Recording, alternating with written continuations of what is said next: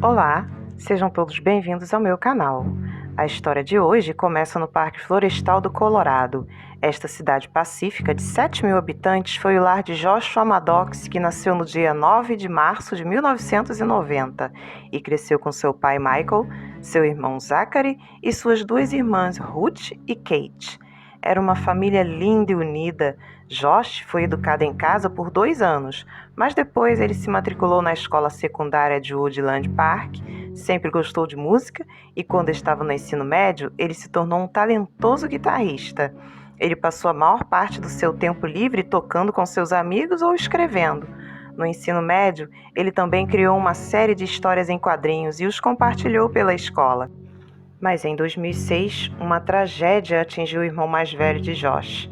Zachary tirou a própria vida e ele tinha apenas 18 anos de idade.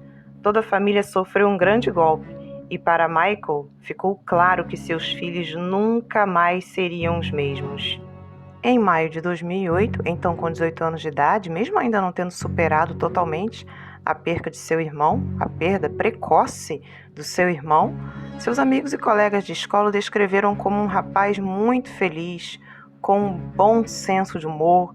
Ele foi descrito como um cara engraçado, sempre alegre, fazendo as pessoas sorrirem, com um belo sorriso no rosto e sempre parecia estar bem. Josh era um grande fã do ar livre e muitas vezes ia caminhar sozinho. Esse comportamento começou depois que Josh perdeu o irmão.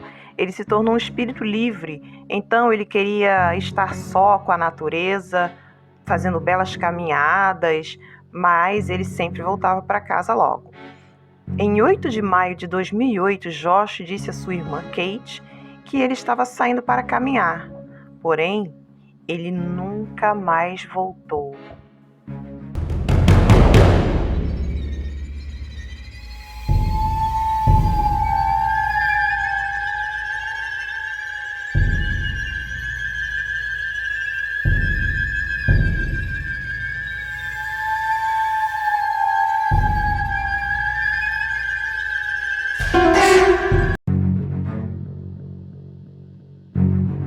Josh muitas vezes se mantinha sozinho e saía para longas caminhadas, por isso sua família não se preocupou de imediato.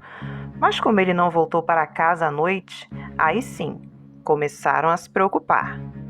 Seu pai, Mike, disse: "Acordei pela manhã e Josh não estava lá. Ele nunca passou a noite fora. Eu liguei para todos os seus amigos. Ninguém o viu. Ninguém sabia dele." Finalmente, em 13 de maio, 5 dias depois, Mike chamou a polícia e relatou seu desaparecimento. A polícia procurou Josh em todos os cantos da Floresta Nacional, mas os dias se passaram, transformaram em semanas, que se transformaram em meses, e não havia sinal de Josh.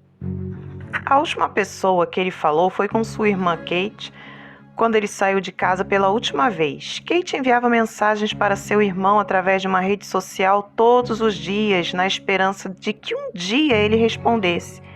Ela supunha que ele poderia ter decidido deixar a cidade para começar uma nova vida, como uma de suas irmãs mais velhas já havia feito. Disse ela: "Eu sempre escolhi acreditar que ele tinha saído por vontade própria e que ele um dia voltaria para casa, que ele voltaria para casa a qualquer momento, com uma esposa e crianças pequenas, feliz. Talvez o encontrássemos tocando música com uma banda em turnê ou pegá-lo escrevendo romances de muito sucesso sob um pseudônimo para que ele pudesse manter seu estilo de vida preferido de solidão na floresta." Assim como Kate, ninguém mais havia motivos para suspeitar que ele havia se envolvido em alguma coisa errada. Josh nunca entrou em brigas, ele nunca fez parte de nenhuma gangue e sua escola o conhecia como um bom rapaz com excelentes notas. A história que Josh começaria uma nova vida tornou-se a história principal para sua família. Eles se agarraram a esta tese para continuar a viver. Mike até manteve a antiga casa da família no caso de Josh decidisse voltar para casa. Até que em 12 de agosto de 2015, 7 anos haviam se passado desde o desaparecimento de Josh. A família havia aceitado que ele foi embora por vontade própria, mas eles estavam prestes a receber a pior notícia de todas.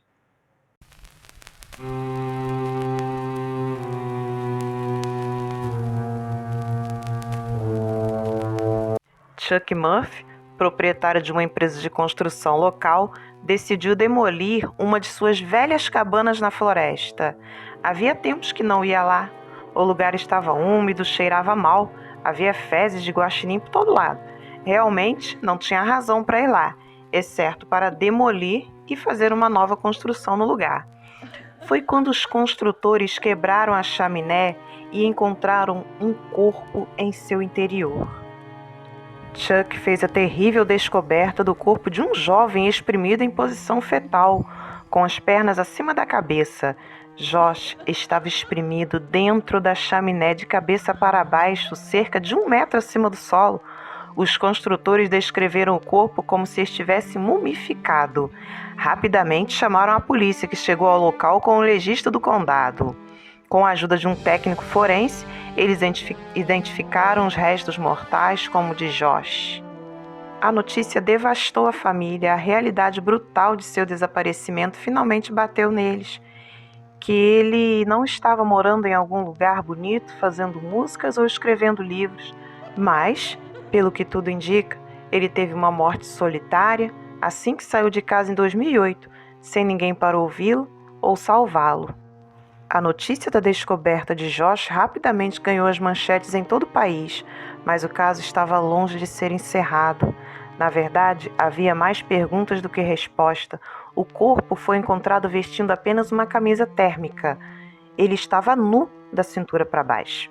Isso descarta a tese de acidente trágico. Foi o que Kate pensou e escreveu no Facebook. A situação não faz o menor sentido. Estávamos realmente esperançosos que ele estivesse em algum lugar do mundo e ele estava realmente muito perto da nossa casa. A polícia analisou quaisquer fatores que poderiam ter levado Josh a descer aquela chaminé. Ele usou substâncias ilegais, ele foi lá com alguns amigos desafiando um ao outro para subir na perigosa chaminé. Alguém o empurrou para dentro? Mas não haviam sinais de nenhum desses fatores. O legista do condado de Teller fez uma autópsia e não encontrou nenhuma evidência de qualquer droga no sistema de Josh. Na verdade, ele não encontrou nenhuma evidência de nada. Ele declarou que o corpo não mostrava sinais de trauma e não havia ossos quebrados, não havia marcas de faca, não havia buracos de bala. Até agora não há respostas para uma série de coisas. É muito confuso porque não há traumas, não há sinais de traumas. Poderia realmente ter Josh pulado da chaminé sozinho? Mas se ele quisesse tirar a própria vida, haviam 1000 maneiras mais rápidas de se fazer isso. Tragicamente, Josh sofreu uma morte longa e dolorosa, de acordo com o legista. Ele morreu de hipotermia, estava sozinho, com dor e longe demais para que alguém o ouvisse gritar por socorro. A polícia concluiu o caso e decidiu que a causa da morte de Josh foi acidental. Ele estava explorando no dia em que desapareceu. Ele era um tipo aventureiro, então foi para o telhado da cabana, subiu e tentou entrar na propriedade pela chaminé. Acidentalmente escorregou e infelizmente caiu. Mas Chuck Murphy não ficou satisfeito com essa conclusão. Ele lançou sua própria teoria e foi contra a dos investigadores. Chuck instalou um vergalhão grosso no topo da chaminé em 2005 sobre a propriedade. Isso foi 3 anos antes de Josh morrer dentro da chaminé. O vergalhão foi feito exatamente para evitar que animais entrassem através da chaminé na propriedade, na cabana. Isso é o que Chuck disse em sua declaração. De jeito nenhum, aquele rapaz iria entrar naquela chaminé com aquela teia de aço. Ele não desceu aquela chaminé. Chuck é especialista em construção, então é bem provável que ele soubesse o que estava falando. Embora ele não morasse na cabana, Chuck frequentemente a visitava enquanto manteve como armazenamento. Ele provavelmente saberia se o vergalhão tivesse desaparecido. Há outro detalhe perturbador. Lembre-se que Josh foi encontrado dentro da chaminé vestindo apenas sua camisa térmica. Fica mais estranho porque suas roupas foram cuidadosamente dobradas dentro da sala da lareira. Isso significa que, de uma forma ou de outra, Josh estava dentro da cabana antes de subir ou descer da chaminé. E, finalmente, Chuck Murphy percebeu que a barra de café da manhã havia sido arrancada da parede da cozinha e foi colocada na entrada da lareira, bloqueando a passagem. Estava alguém tentando impedir que Josh saísse da chaminé? Mesmo com todos esses novos detalhes disponíveis, a polícia ainda considerou a morte de Josh como um acidente, mas seu cenário não fazia sentido. Se Josh tivesse morrido por acidente, isso significaria que ele teria entrado na cabine, tirou a maioria de suas roupas, dobrou-as cuidadosamente, colocou-as na sala. Não faz o menor sentido. A polícia parecia ignorar qualquer outra opção além de dicas da morte acidental. Uma vez, a polícia recebeu uma ligação de um jovem de 18 anos que disse ter ouvido alguém falar que colocou Josh em um buraco. Esta dica foi inicialmente ignorada e o caso de Josh permaneceu fechado.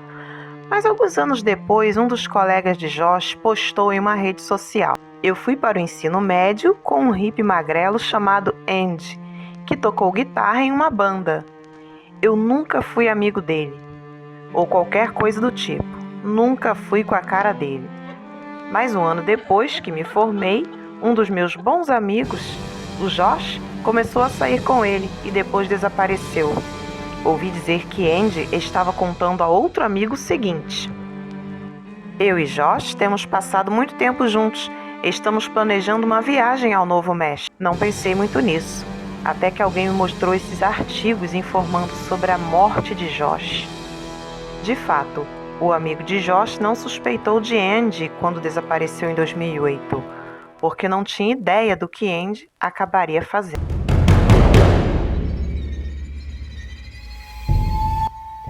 Andrew Richard Newman e Josh foram para o ensino médio juntos e tocaram juntos por um tempo. Josh nunca chegou ao Novo México, mas Andy sim. Em maio de 2009, Andy fez amizade com um homem chamado James em um bar em Albuquerque. Eles tinham tomado algumas bebidas juntos e Andy perguntou a James se ele poderia ficar em sua casa naquela noite. James concordou e eles saíram juntos com um amigo deficiente de James. Quando eles chegaram em casa, James foi tomar banho. Quando ele voltou, foi ao quarto do seu amigo deficiente ver se este estava bem. E ele estava morto. Ele tinha sido esfaqueado em sua cadeira de rodas e Andy havia fugido. Ele foi do Novo México ao Texas. Lá, ele perambulava pelas ruas de Houston, indo de porta em porta pedindo comida e água. Um morador de Houston chegou em casa um dia e encontrou Andy em sua sala de estar. Ele estava sozinho em sua casa com seus filhos, uma menina de 15 anos e um menino de 17. E ele estava agindo de forma estranha. O homem levou Andy para a delegacia e suas impressões digitais coincidiram com as da cena do crime em Albuquerque. Na delegacia, Andy confessou ter enfiado o corpo de uma mulher em um barril. No entanto, a polícia em Novo México já tinha um suspeito, então o caso foi retirado de Andy Newman. Sim, isso mesmo. Apesar de ele ter confessado, a polícia já tinha um suspeito preso e não aceitou a confissão de Andy. Sim, as decisões da polícia nessa história simplesmente não fazem o menor sentido. O homem que foi preso por esse crime foi mantido preso e Andy, que confessou, não foi considerado culpado por esse crime. E o homem permaneceu atrás das grades, pagando por esse crime que, obviamente, foi o próprio Andy que cometeu. Andy passou alguns anos na prisão. Então, em 2012, ele foi preso novamente com 7 acusações, incluindo agressão a um policial. Então, ele foi preso mais 2 vezes. Finalmente, em dezembro de 2018, Andy foi preso no condado de Brazos, Texas. Ele agrediu mais 3 policiais e fugiu para a Flórida. Atualmente, ele está em uma prisão no Texas. Mas voltemos ao Josh Maddox. Ele desapareceu em 2008, pouco depois de começar a tocar música com Andy. E vamos considerar todos os fatos. Josh tinha dito, para sua irmã que iria dar uma volta no dia 8 de maio de 2008. Uma caminhada breve que ele estava certamente planejando voltar para casa naquela noite. Então o legista não revelou sinais de trauma no corpo, como marcas de faca ou buracos de bala. Mas um detalhe não pode ser descartado. O legista alegou que é provável que Josh tenha sido estrangulado. Então, aos detalhes sobre as roupas, por que Josh foi despido? Foi um crime sexual? O assassino tentou humilhá-lo? Finalmente, depois de tirar a sua vida, descartou o corpo de Josh pela chaminé.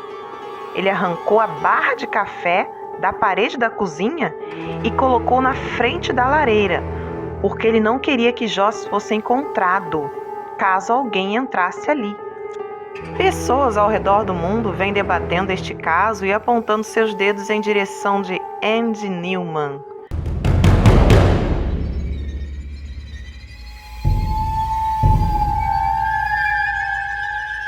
Frustrado porque a polícia está se recusando a reabrir o caso, um usuário de uma rede social comentou que isso é muito frustrante. Andrew Richard Newman é o assassino e tem alguém cumprindo pena no lugar dele por um crime que não cometeu, e ele mesmo admitiu ter cometido. Eu não entendo, quanto mais eu digito sobre isso, mais irritado eu fico. Felizmente agora Andy está cumprindo pena na cadeia, porém não por ter matado Josh, pois a polícia ainda considera a morte de Josh acidental. Parece que a família de Josh nunca terá o fechamento que eles querem. É uma história profundamente trágica, tornada ainda mais trágica por Mike perder seus 2 filhos na tenra idade de 18 anos apenas. Sem justiça trazida para Josh, a única coisa que podemos fazer é lembrar dele como uma pessoa divertida, criativa, gentil, linda e maravilhosa que ele era. Esse é o caso de hoje. Obrigado por assistir. Se gostou, curta, compartilha, se inscreva no canal, deixe seu like, deixe seu comentário e sugestão para novos casos. Você também pode gostar de outros casos perturbadores aqui no canal. Muito obrigada, eu vou ficando por aqui. Fiquem seguros, se cuidem. Beijo!